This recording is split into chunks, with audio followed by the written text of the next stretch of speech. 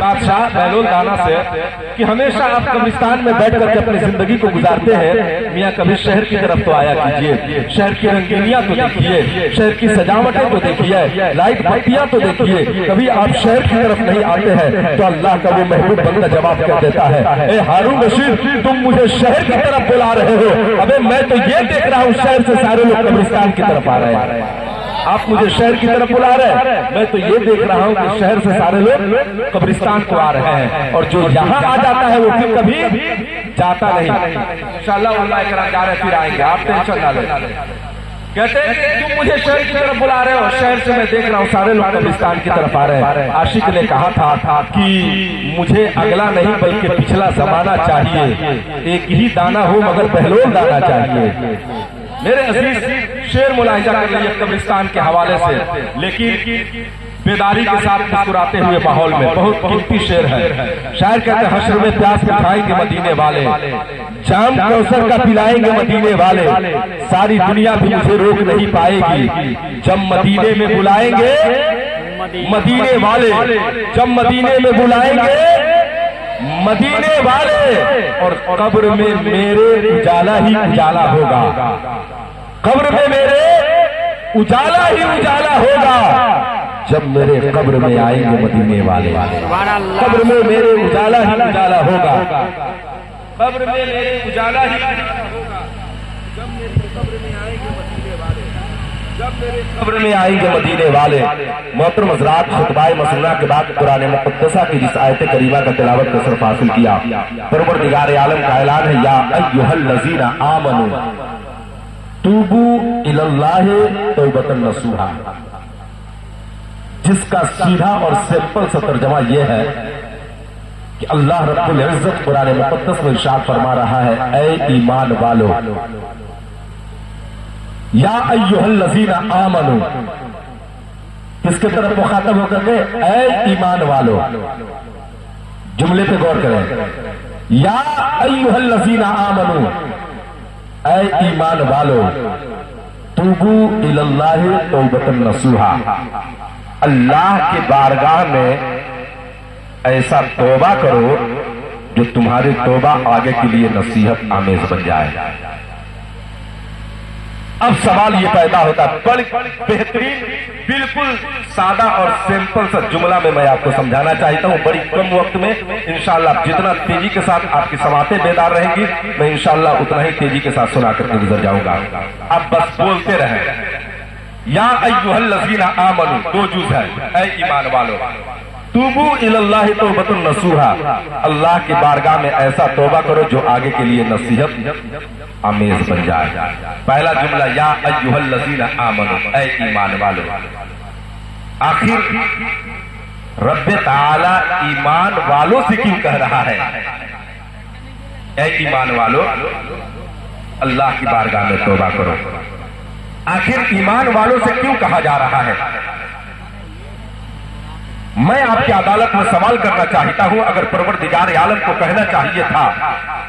تو نہ منافقین سے کہنا چاہیے تھا اے منافقین اللہ کی بارگاہ میں توبہ کرو، مشرکین سے کہنا چاہیے تھا اے مشرکین اللہ کی بارگاہ میں توبہ کرو، باطلین سے کہنا چاہیے تھا کہ اے باطلین اللہ کی بارگاہ میں توبہ کرو، کافرین سے کہنا چاہیے تھا اے کافرین اللہ کی بارگاہ میں توبہ کرو، لیکن قابل غور جملہ ہے، میں آپ کی عدالت میں سوال کرنا چاہتا ہوں، نہ پروردگار عالم باطلین سے کہہ رہا ہے اے باطلین اللہ کی بارگاہ میں توبہ کرو، نہ منافقین سے کہا جا رہا ہے اے منافقین اللہ کی بارگاہ میں توبہ کرو، نہ مشرکین سے کہا جا رہا ہے اے مشرکین اللہ کی بارگاہ میں توبہ کرو، نہ منافقین سے کہا جا رہا ہے، نہ کافرین سے کہا جا رہا ہے، نہ باطلین سے کہا جا رہا ہے، آخر ایمان والوں سے کیوں کہا جا رہا ہے؟ ایمان والوں سے پروردگار عالم کیوں فرما رہا ہے کہ اللہ کی بارگاہ میں توبہ کرو؟ تو میں آپ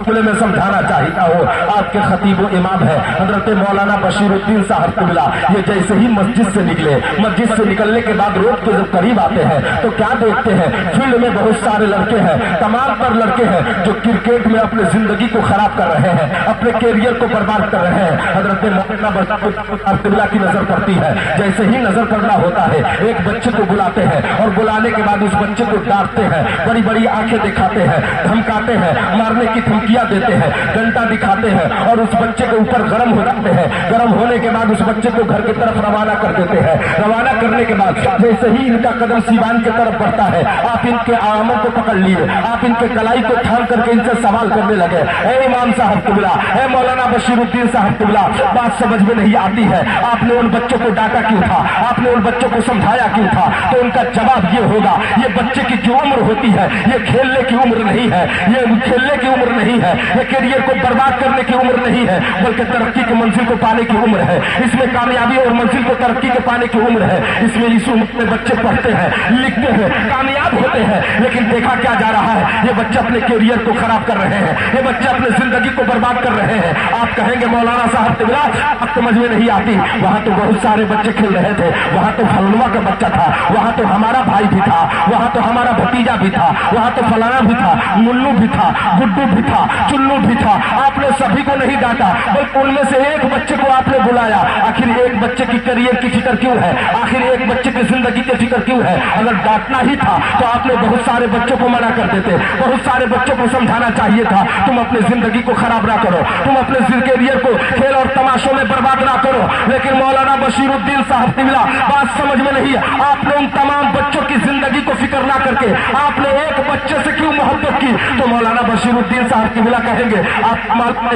ये बच्चे किसी और के हैं, इन पर मेरा उतना इख्तियार नहीं है, इख्तियार भी है तो मैं इन तमाम बच्चों से ज्यादा इस बच्चे से मोहब्बत करता हूँ। इसकी वजह यह है कि ये बच्चे शाम सुबह मेरा खाना लाता है, मेरा खिदमत करता है, मेरा ख्याल करता है, मेरी बेपनाह मोहब्बत करता है मुझसे। तो मैं चाहता हूँ जो मुझसे मोहब्बत करे उसकी जिंदगी बर्बाद ना हो, उसकी करियर खराब ना हो। की वजह है कि मैंने तमाम बच्चों को छोड़ करके इस बच्चे की जिंदगी को मैंने आबाद करने की कोशिश की, इस बच्चे का करियर और तमाम बच्चों की तरह खराब ना हो। मुझे समझ में नहीं आ गया कि यही वजह है कि परवरदिगार आलम न मुशरिकीन से कह रहा है, न मुनाफिकीन से कह रहा है, परवरदिगार आलम सिर्फ मोमिनों से फरमा रहा है। वजह यह है कि परवरदिगार आलम का फरमाने अली शान है कि मोमिन अपनी जिंदगी को बर्बाद ना करे, मोमिन गुनाहों के बाजार को गर्म ना करे, मोमिन नफरमानियों के दलदल को आबाद ना करे। वजह इसकी यह है कि परवरदिगार आलम मोमिनों से बेपनाह मोहब्बत करता है। मोमिनों से फरमा रहा है, ऐ ईमान वालों, अल्लाह की बारगाह में ऐसी तौबा करो जो आगे के लिए नसीहत हो जाए। और अल्लाह तबारक व तआला ईमान वालों से इतना मोहब्बत करता है, इतना मोहब्बत करता है कि आपने उलमा से सुना होगा, जब में एक ईमान वाला बाकी रहेगा, परवरदिगार आलम ईमान वालों से इतना मोहब्बत करता है कि उस एक ईमान वाले के सदके में दुनिया को खिलाता रहेगा, पूरी दुनिया को खिलाता रहेगा। कि एक ईमान वालों के सदके में परवरदिगार आलम सूरज को उठाएगा, जब रात आती रहेगी, दिन जाता रहेगा, रात जाती रहेगी। गोया कि एक ईमान वालों के सदके तुफैल में परवरदिगार आलम पूरी दुनिया के निजाम को चलाता रहेगा। पता क्या चला? परवरदिगार आलम ईमान बेपनाह मोहब्बत फरमाता है।